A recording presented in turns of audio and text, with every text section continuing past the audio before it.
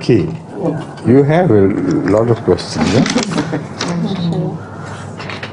This question from Germany. The term Khalifatul Muslimin is used for the Ottoman emperors.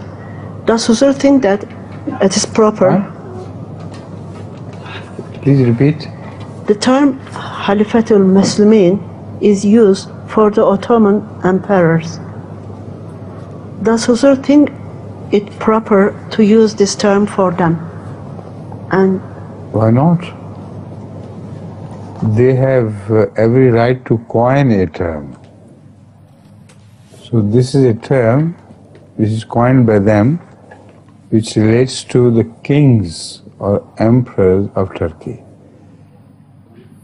And it is confined only to the Turkish territories.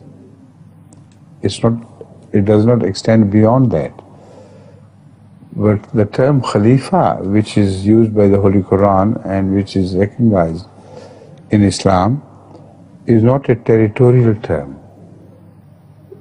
It covers the entire world, the whole earth.